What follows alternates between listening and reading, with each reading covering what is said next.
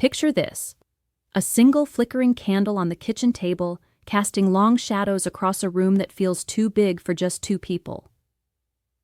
That's where I'm sitting right now, in the quiet of our suburban home, surrounded by walls that hold more memories than conversations these days. I'm Eliza, 34, and I've been married to Drew for 8 years. Our little house, tucked away in a sleepy neighborhood, is like a museum of who we used to be.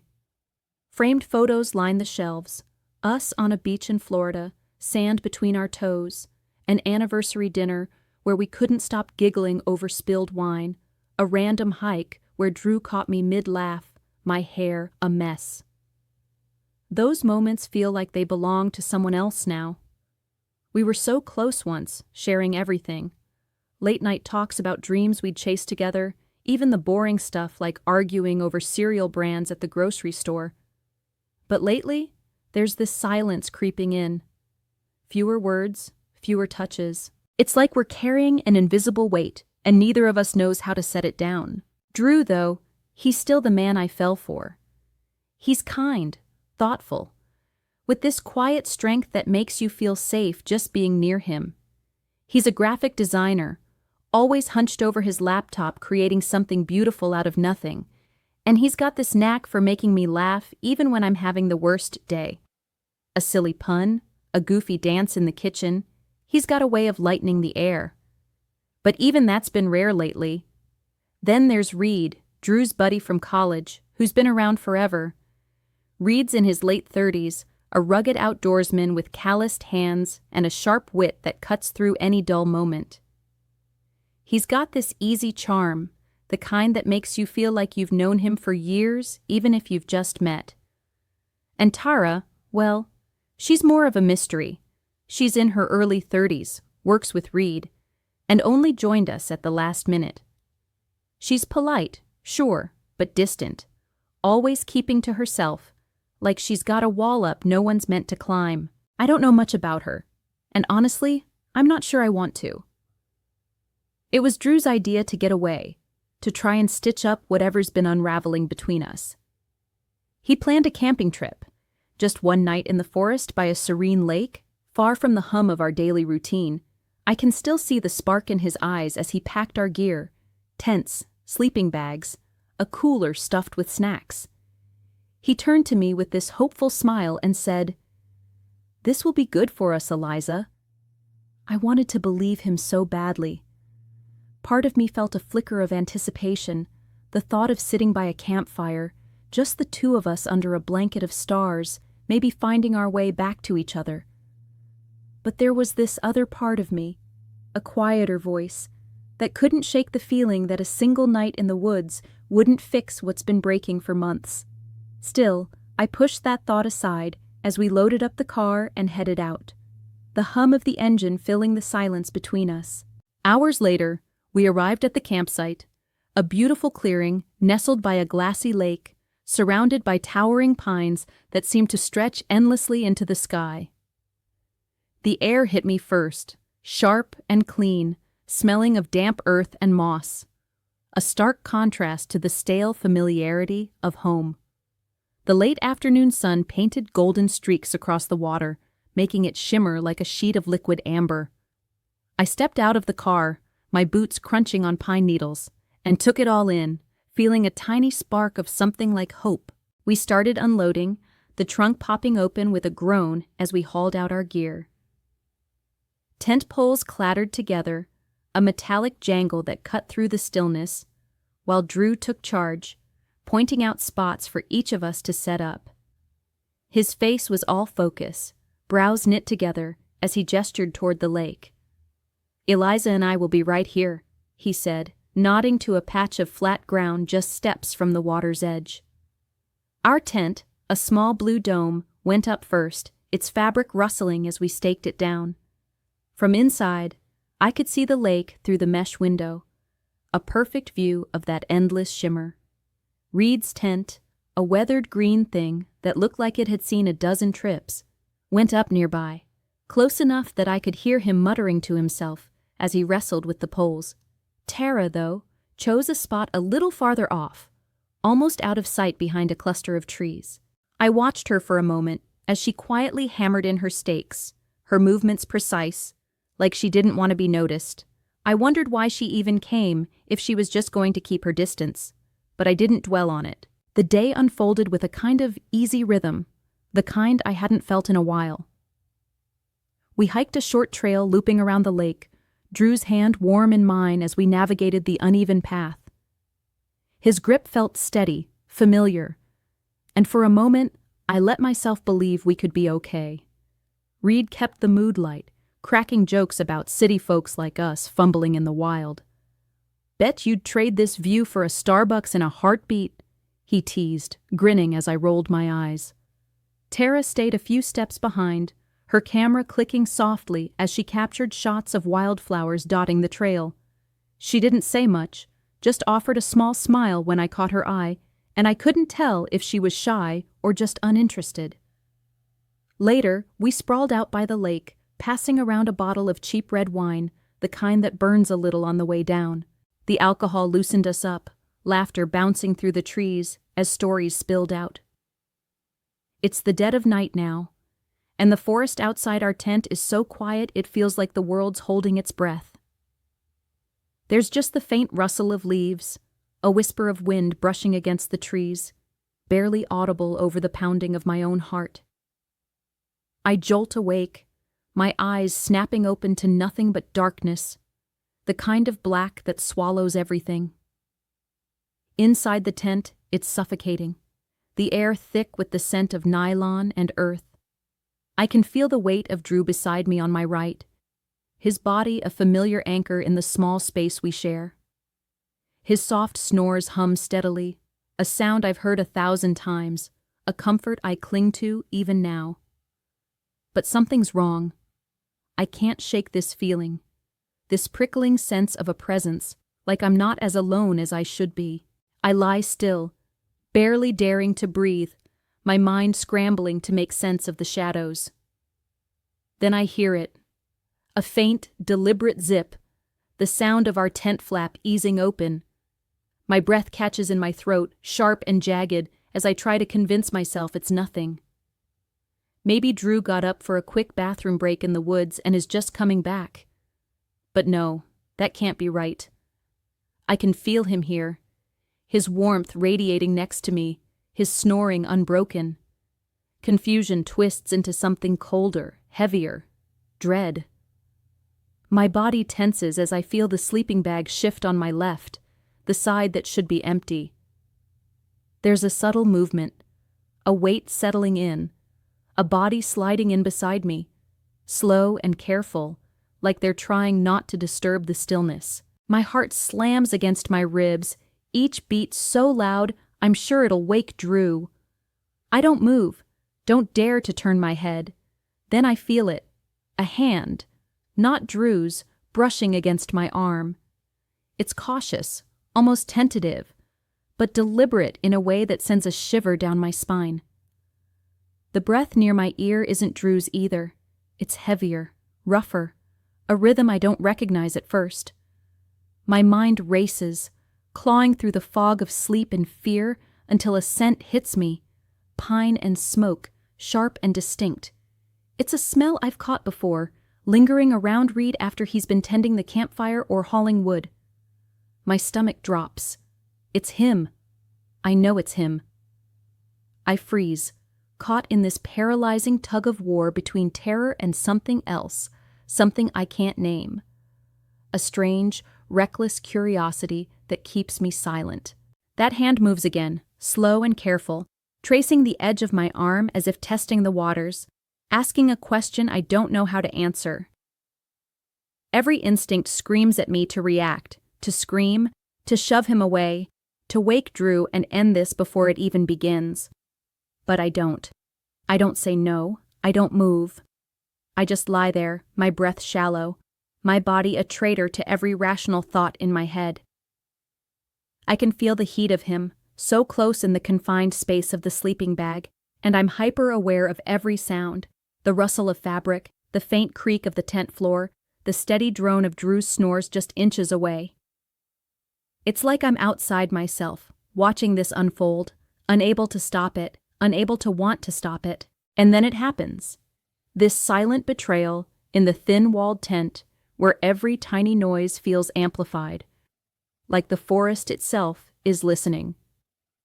I let the touch linger, let it deepen, and the weight of guilt crashes over me even as my body responds in ways I can't control. Reed's presence is wrong, so wrong, but there's something intoxicating about it too, something forbidden that draws me in despite myself.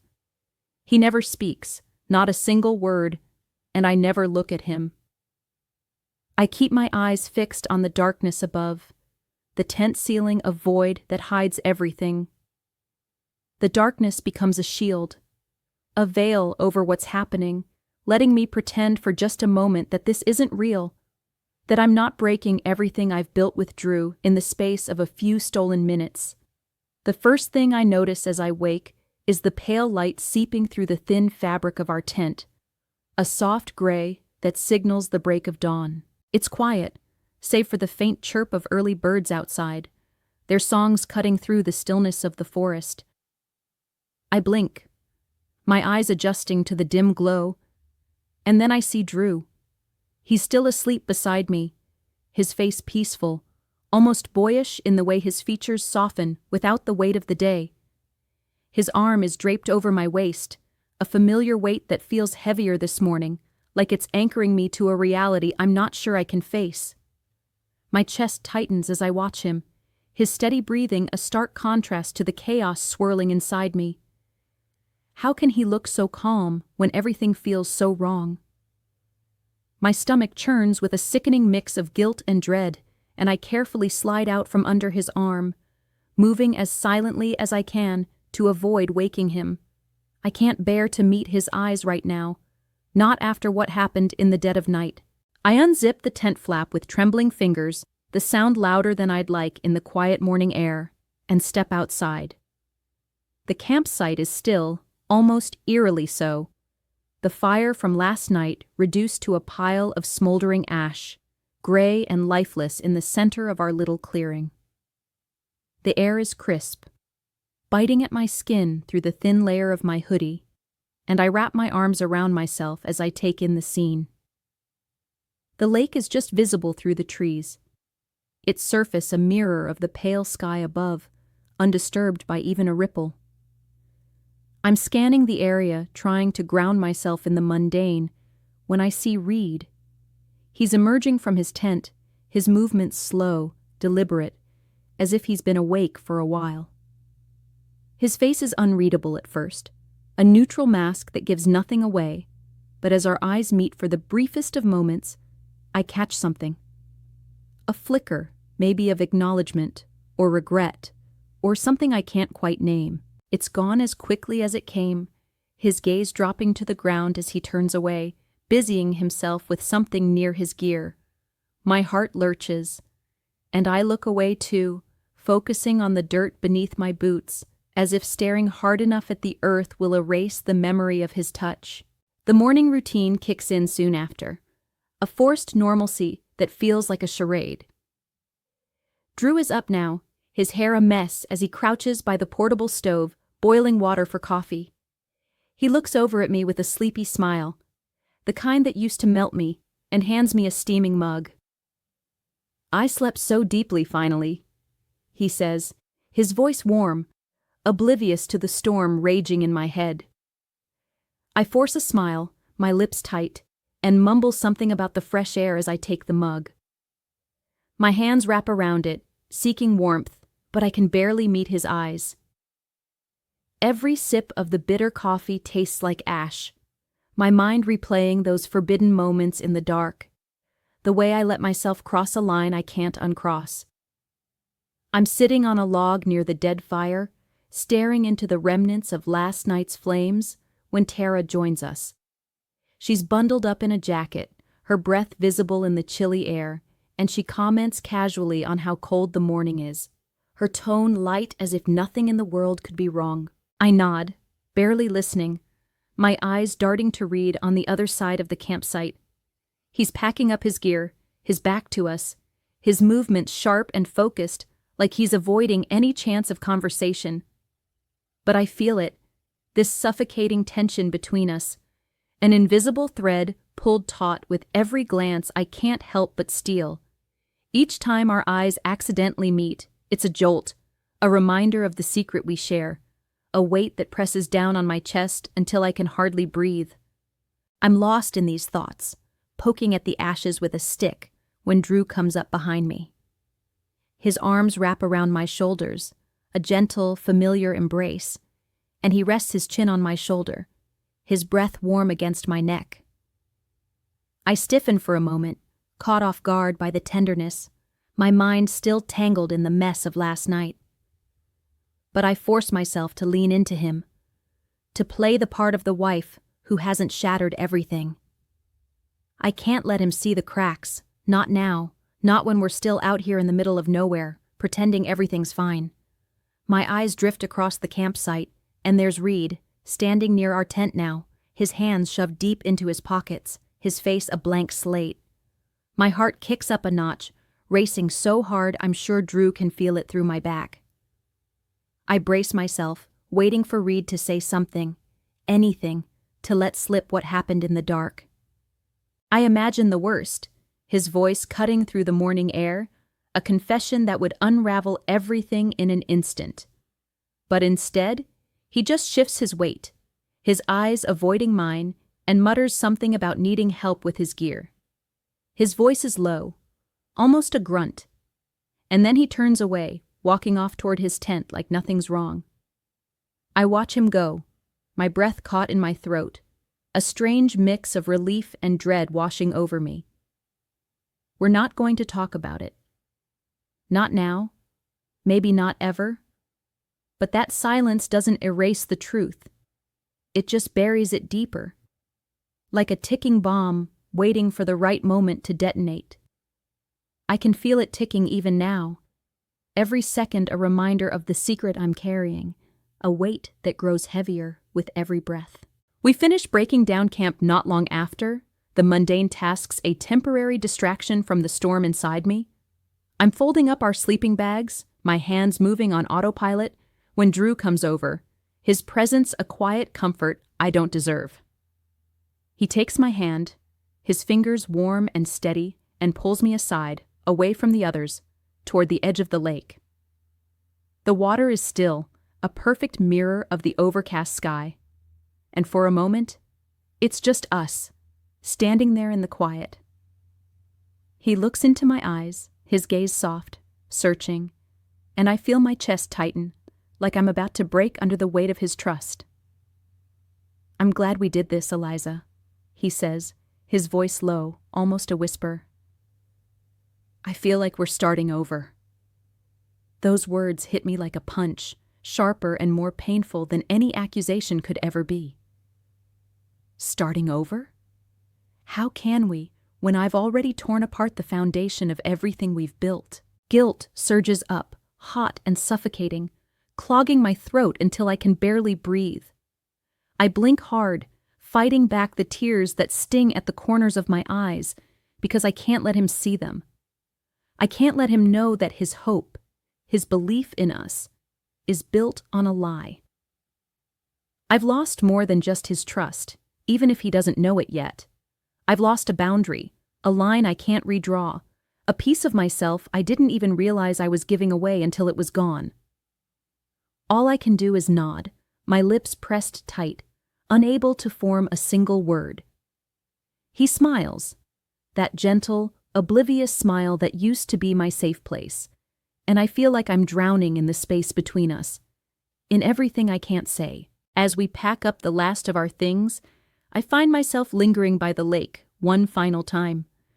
My fingers brush against something in my pocket, a small, cheap bracelet Drew gave me years ago, back when we were just dating, full of big dreams and bigger promises. It's nothing fancy, just a thin band of woven thread with a tiny plastic charm, faded from time, but it's always been a reminder of who we were. I hold it in my palm, staring down at the frayed edges, and something inside me shifts. I can't carry this anymore, not with the weight of what I've done pressing down on me. So I step closer to the water's edge, my boots crunching on the pebbled shore, and I let the bracelet slip from my fingers. Here I am, back in the familiar hum of our suburban home, days after that fateful camping trip by the lake. The walls around me are the same, the furniture unchanged, yet everything feels off, like I've stepped into a life that doesn't quite fit anymore. It's evening now, and I can hear Drew in the kitchen, the clatter of pots and pans as he cooks dinner, just like he always does on Thursdays. The smell of garlic and herbs wafts through the air, a comforting scent that should ground me, but instead, it only sharpens the ache in my chest. The TV murmurs softly in the background, some mindless sitcom laugh track filling the silence that seems to linger between us even when we're in the same room. I'm sitting at the dining table, watching him move with that easy confidence he's always had, his sleeves rolled up as he stirs something on the stove. He glances over with a small smile, reaching across the table to take my hand, his fingers warm and steady against mine. It's a simple gesture, one we've shared 1,000 times, but tonight it feels like a weight I can't bear. I force a smile back, my grip loose, my mind screaming with the secret I'm hiding just beneath the surface. Everything looks the same on the outside. Our routine, our home, the way he looks at me with that quiet trust. But inside, I'm a stranger, an imposter wearing the skin of the woman he loves. My phone buzzes on the table, the screen lighting up with Reed's name. My heart skips, a jolt of panic slicing through me as I quickly flip the phone face down, out of sight. I've been dodging his calls since we got back, ignoring the texts that pop up every few days, each one a reminder of that night I can't escape. I don't know what he wants, maybe to talk, maybe to confess, maybe just to check if I'm as haunted as he might be. But I can't face him, not yet, maybe not ever. Drew notices the movement, raising an eyebrow as he sets a plate of pasta in front of me. "Was that Reed again?" he asks casually, no suspicion in his tone, just idle curiosity as he sits down across from me. "He's been trying to get a hold of you a lot lately. Everything okay?" His words are innocent, but they twist like a knife in my gut. I nod too quickly, mumbling something about work stuff, my voice tight as I pick at the food I have no appetite for. Drew doesn't push, just shrugs and starts eating, oblivious to the storm raging inside me. How can he not see it? How can he not feel the distance I've put between us, even as we sit here sharing a meal like nothing's changed? Later that night, after the dishes are done and the house falls quiet, I find myself standing at our bedroom window, staring out into the inky darkness of the backyard. The streetlights cast faint glows in the distance, but beyond that, there's nothing. Just an endless void that mirrors the emptiness I feel. My mind keeps drifting back to that night in the tent, the memory so vivid it's like I'm there again. Feeling the weight of Reed's presence, the heat of his touch, the suffocating mix of guilt and thrill that consumed me.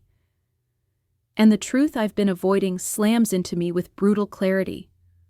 I liked it. I don't regret the act itself, not the way I thought I would. What I regret is the cost, the trust I've shattered, even if Drew doesn't know it yet. The piece of myself I gave away in that moment of weakness. I press my forehead against the cool glass, my breath fogging up the window, and I realize the silence between Drew and me isn't just the distance that was already there, it's a chasm. A gaping wound I carved out with my own hands. I've crossed a boundary I can't uncross, not just with him, but within myself. There's a part of me that's gone now, lost in that dark tent under the weight of a choice I didn't stop myself from making. And I don't know if I will ever find the courage to face what I've become on the other side. Don't forget to subscribe, like, and comment if you enjoyed this story. This will help us create more engaging stories for you.